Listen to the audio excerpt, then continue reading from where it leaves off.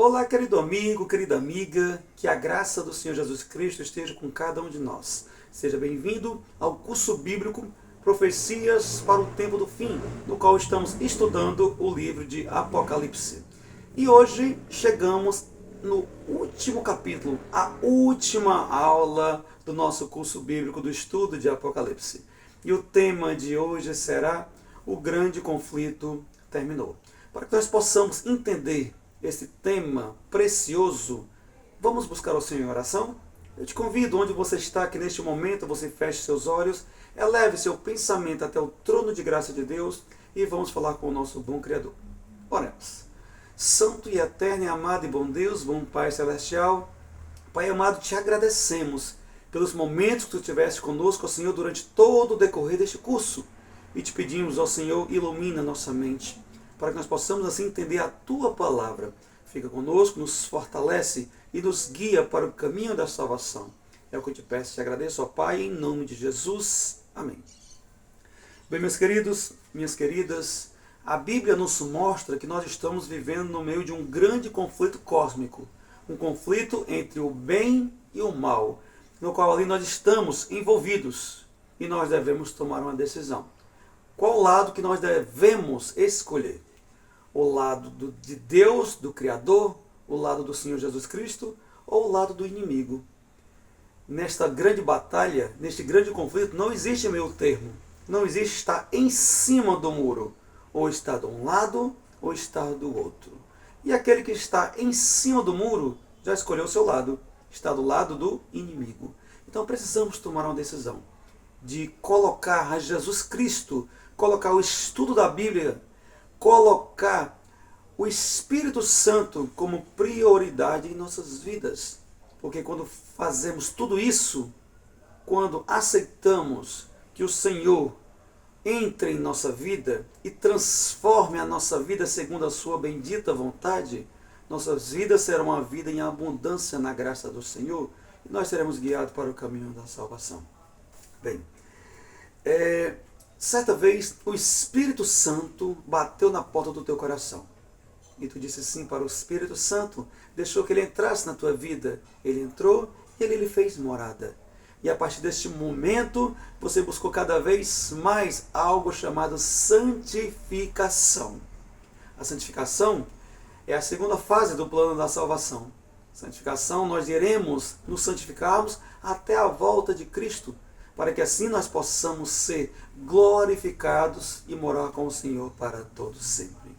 Agora, quando nós aceitamos ao Senhor Jesus Cristo como nosso Salvador pessoal, nós passamos a crer em sua promessa, a crer na promessa de alguém que nunca errou, de alguém que nunca mentiu, de alguém que nunca cometeu nenhum pecado.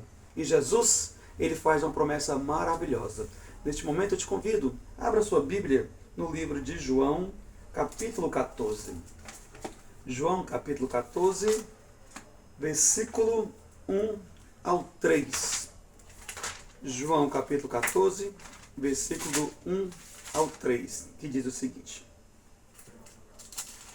Não se turbe o vosso coração. Credes em Deus, credes também em mim. Na casa de meu Pai há muitas moradas. Se assim não fora, eu vou-lo teria dito. Pois vou preparar-vos lugar. E quando eu for e vos preparar lugar, voltarei e vos receberei para mim mesmo, para que onde eu estou, estejais vós também. Que promessa linda, promessa maravilhosa da vinda de Cristo. E essa é a bendita esperança do cristão. E como as coisas estão acontecendo, como os eventos cronológicos estão acontecendo, esta ordem, eu acredito fielmente que Jesus virá na minha geração. Tudo indica que Jesus virá na nossa geração, gente, porque tudo está se cumprindo. Nós percebemos que as mensagens pregadas sobre a volta de Cristo, lançadas na internet, estão assim abrangendo um grande número de pessoas. Muitas pessoas estão buscando conhecer a palavra de Deus. Então estão tendo muita sede, mas não sede de água, mas sim sede da palavra do Senhor. Então continue pregando o Evangelho, continue sentindo saudade de Cristo, para que assim Ele volte o mais rápido possível, para que Ele volte na nossa geração. E quando nós aceitamos ao Senhor, nós passamos a ser uma nova criatura, porque as coisas antigas se fizeram novas. E no dia que Jesus voltar nas nuvens dos céus, com poder e grande glória, estaremos lá de braços abertos, gente, vivos, esperando o nosso Criador, dizendo: este é o nosso Deus, a quem nós tanto aguardávamos. Agora imagine a cena. Naquele momento, Jesus vindo com poder e grande glória. E ali acontece a primeira ressurreição, acontece a ressurreição dos salvos, a ressurreição dos justos. Neste momento, eles irão de encontro aos ares com o Senhor. E depois nós, os que estaremos vivos, seremos transformados. E ali estaremos nos encontrando com o Senhor para nunca mais nos separarmos. E ali o Senhor nos levará para o céu, onde passaremos 1000 anos com o Senhor.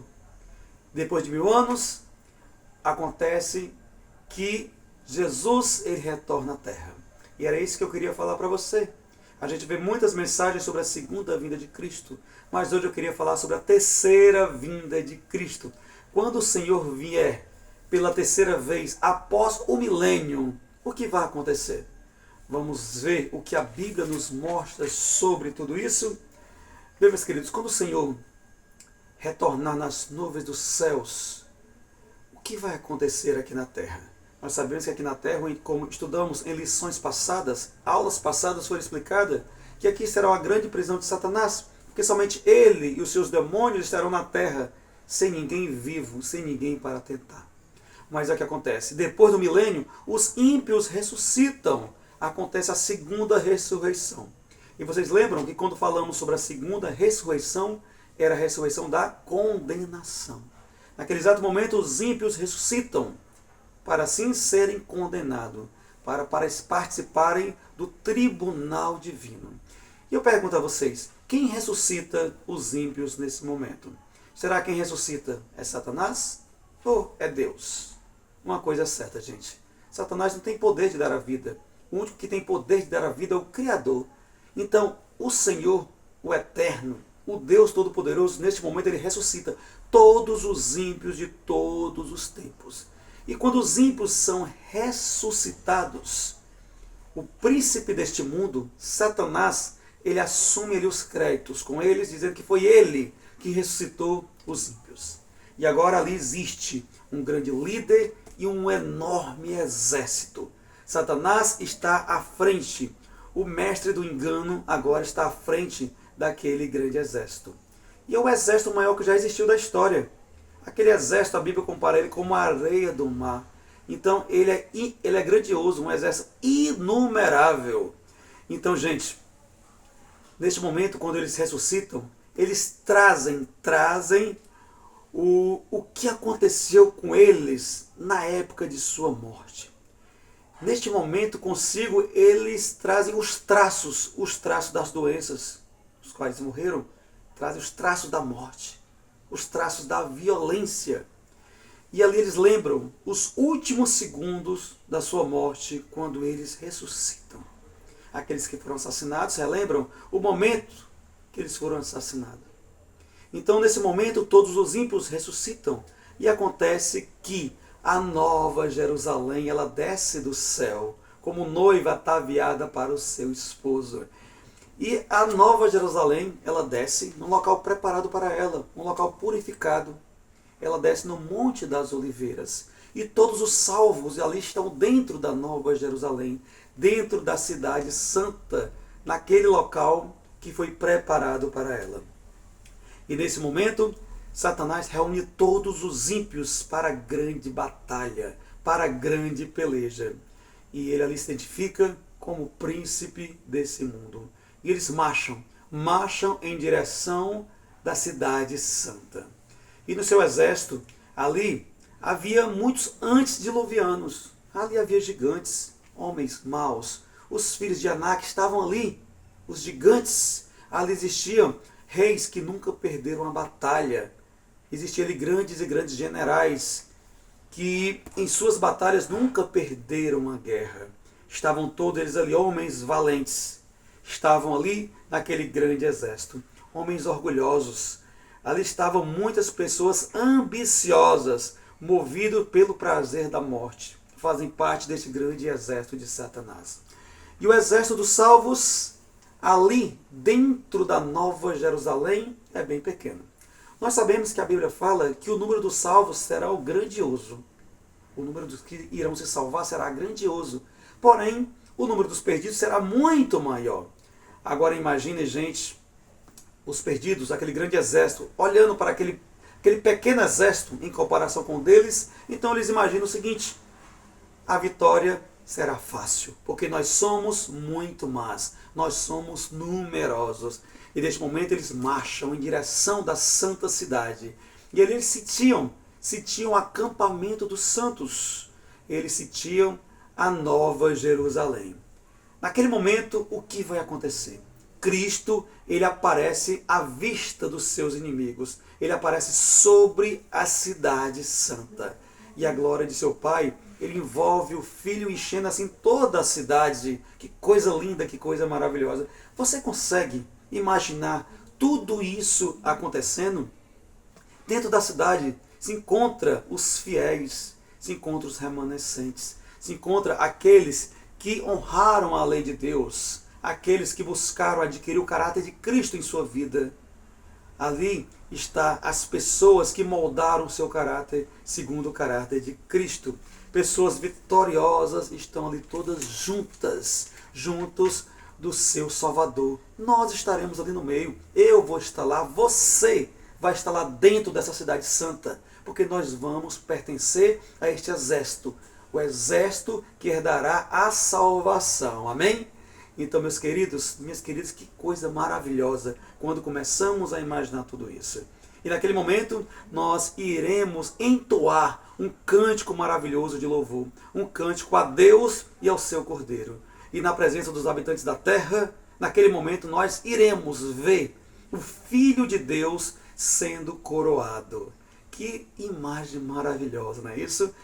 E será pronunciada a sentença sobre todos os ímpios. Abra sua Bíblia em Apocalipse agora e deixe ela aberta em Apocalipse. Apocalipse capítulo 20, o versículo 11 e 12, que diz assim. Apocalipse capítulo 20, verso 11 e 12. Vi um grande trono branco, e aquele que nele se assenta, de cuja presença fugiram da terra e o céu, não se achou lugar para eles. Vi também os mortos, os grandes, os pequenos, postos em pé diante do trono. Então se abriram os livros. Ainda outro livro, o livro da vida foi aberto.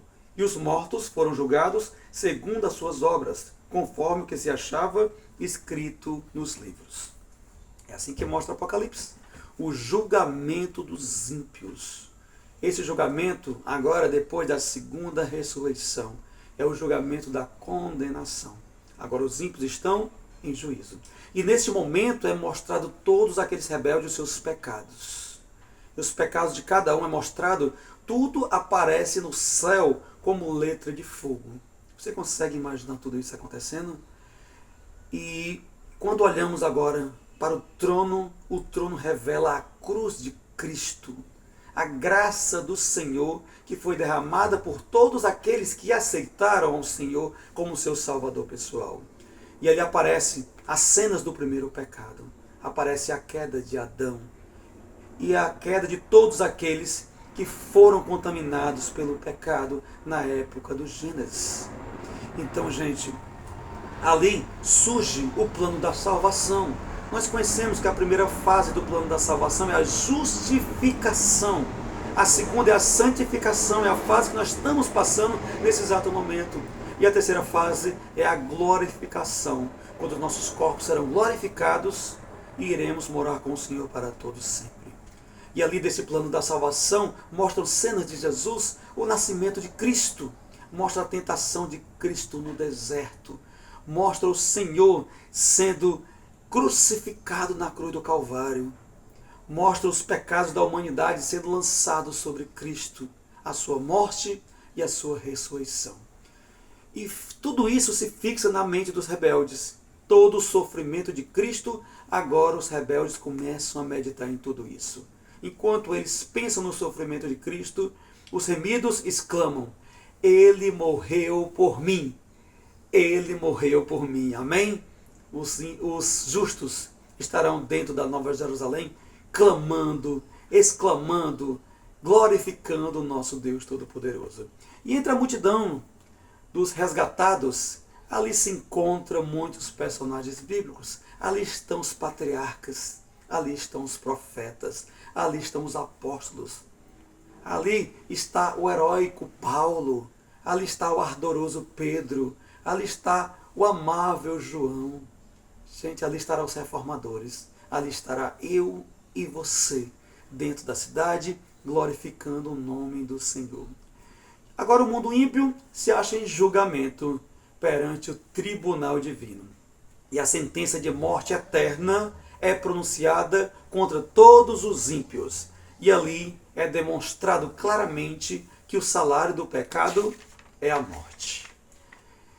Todos veem a exclusão da eternidade. E quando eles começam a meditar, eles percebem que a exclusão da eternidade foi de modo justo, que toda a sua condenação foi justa, porque Deus é justiça. E todos aqueles que estão dentro da Nova Jerusalém confirmam que aceitaram o dom gratuito de Deus, que é Jesus Cristo. E eles exclamam com grande voz, o que está registrado em Apocalipse, capítulo 15. Volte um pouquinho aí.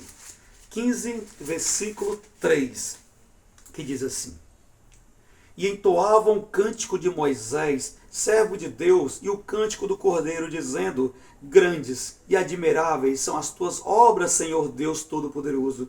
Justos e verdadeiros são os teus caminhos, ó Rei das nações.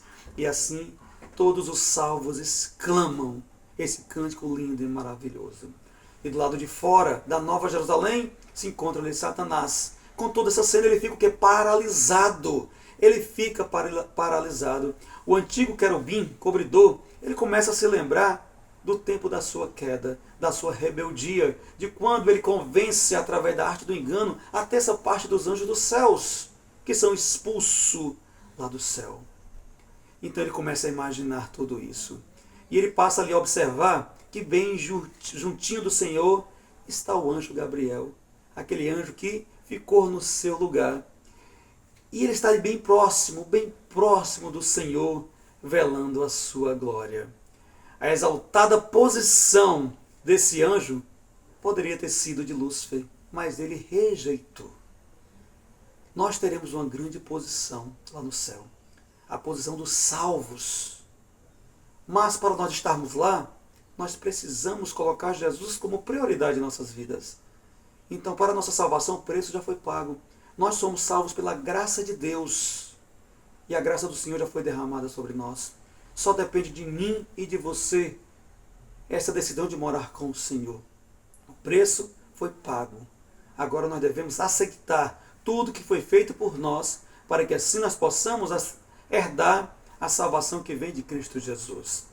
Bem, meus queridos, minhas queridas, neste momento que acontece tudo isso, Satanás, ele vê as suas obras que ele praticou, ele vê os resultados das suas obras, e ele percebe tantas vidas que se perderam devido aos seus enganos, vidas destruídas pelas obras de Satanás. E ele percebe que as suas próprias obras o condenam. E Satanás, nesse momento, ele se curva e confessa a justiça de Cristo. Ele confessa a toda a sua justiça e ele concorda com a sentença que é pronunciada sobre ele. Mesmo assim, através de tudo isso, ele permanece rebelde. E a palavra de Deus, quando nós vamos para Malaquias 4:1, diz o seguinte, o último livro do Antigo Testamento. Malaquias capítulo 4, versículo 1 diz assim: Pois eis que vem o dia e arde como fornalha, todos os soberbos e todos os que cometem perversidade serão como restolho. O dia que vem os abrasará, diz o Senhor dos Exércitos, de sorte que não lhes deixará nem raiz, nem ramo. Aqui nós percebemos que a raiz é o próprio Satanás. E os ramos são todos os seus seguidores. E quando Satanás foi destruído juntamente com os ímpios, neste momento estará terminado toda a obra de Satanás. Não serão logo destruídos com fogo que vai descer do céu. Assim como o Apocalipse fala, que nesse momento o fogo desceu do céu e consumiu todos os ímpios juntamente com Satanás. Jesus faz com que esse fogo venha, para que assim o fogo destrua os ímpios, e o mesmo fogo que destrua os ímpios de Satanás, ele irá purificar esta terra. Essa terra que está contaminada pelo pecado. Agora o que nós percebemos é que uns serão logo destruídos, outros irão demorar um pouco mais. Porém, Satanás, ele irá queimar muito e muito tempo, porque ele foi o autor de toda a rebeldia, ele foi o autor da rebelião, ele foi o autor do pecado ter entrado aqui na terra. E essas chamas que irão destruir todos e purificar essa terra, porque o ouro, para ele ficar cada vez mais puro, somente através de muito fogo. E assim que vai acontecer com a terra. A pureza da terra agora vai surgir. E depois de tudo isso, aquela cena linda e maravilhosa, no qual nós habitaremos aqui na terra para todo sempre, adorando ao Senhor. Aquela cena onde tem as pessoas felizes, juntamente com os animais. Morte não vai mais existir. Tudo já é passado. Agora nós iremos viver uma vida maravilhosa para adorar ao nosso Criador. E todo vestígio de maldição será removido. Agora uma lembrança permanece. A lembrança que vai permanecer por toda a eternidade é que o nosso Redentor, ele levará para sempre os sinais na sua fronte, nas suas mãos e nos seus pés e no seu lado. Esses sinais mostram que são sinais que reconciliaram o homem com Deus. Amém? Glória a Deus. Porque o Senhor Jesus, ele morreu para que assim a nossa vida viesse a ser uma vida eterna. A morte de Cristo significa salvação, significa vida eterna para nós. E a ressurreição de Cristo representa esta vida maravilhosa que nós iremos ter para todos sempre. O livro de Apocalipse, capítulo 21, versículo 4, é algo assim lindo de se ler, é algo maravilhoso quando diz assim: como vai ser neste local lindo e maravilhoso? Apocalipse fala desse exato momento o seguinte versículo, capítulo 21, versículo 4: e ele enxugará dos olhos toda lágrima, e a morte já não existirá, já não haverá luto, nem pranto, nem dor, porque as primeiras coisas passaram. Então, meu querido, minha querida, não vai existir mais morte, não vai existir mais choro, não vai existir mais sofrimento. Nós viveremos uma vida maravilhosa para adorar sim ao nosso Criador para toda a eternidade. E o mal não se levantará outra vez. Agora viveremos para sempre com o Senhor, porque o grande conflito terminou, o grande conflito se encerrou. O conflito agora não existe mais. O que existe agora é adoradores que irão estar junto ao seu Criador. Nós estaremos lá felizes, felizes com o nosso Pai amado, o nosso Senhor. No último estrofe do livro O Grande Conflito, encerra da seguinte maneira: o grande conflito terminou. Pecado e pecadores não mais existem. O universo inteiro está purificado. Uma única palpitação de harmonioso júbilo vibra por toda a vasta criação. Aquele que tudo criou emana vida, luz e alegria por todos os domínios do espaço infinito. Desde o minúsculo átomo até o maior dos mundos, todas as coisas animadas e inanimadas, em sua serena beleza e perfeito gozo, declaram que Deus é amor. Coisa linda, que coisa maravilhosa. O grande conflito se encerra e agora viveremos para sempre para adorar o Senhor. E eu encerro esta aula com o último capítulo e o último versículo de Apocalipse, capítulo 22, versículo 20 e 21, que diz assim: aquele que dá testemunho destas coisas diz: certamente venho sem demora. Amém. Vem, Senhor Jesus. A graça do Senhor Jesus seja com todos. Que coisa linda, que Coisa maravilhosa. Assim encerra o livro de Apocalipse. Assim encerra o nosso estudo sobre esse livro maravilhoso, o livro da esperança. Espero que todos tenham gostado desse estudo, que nós possamos cada vez mais buscar estudar a Bíblia Sagrada, colocar ela como prioridade, para que assim ela nos guie para o caminho da salvação. Então, meus queridos, minhas queridas, eu encerro esse estudo falando para você que coloque Jesus como prioridade em tua vida. E o meu apelo nesta última aula é que nós possamos olhar para Jesus. Olhe para Cristo. Olhe para a justiça de Cristo. Olhe para os méritos de Cristo. E quando você olha para os méritos de Cristo, agora olhe para você. Quando eu olho para mim, não tem mérito algum. Não tem justiça nenhuma.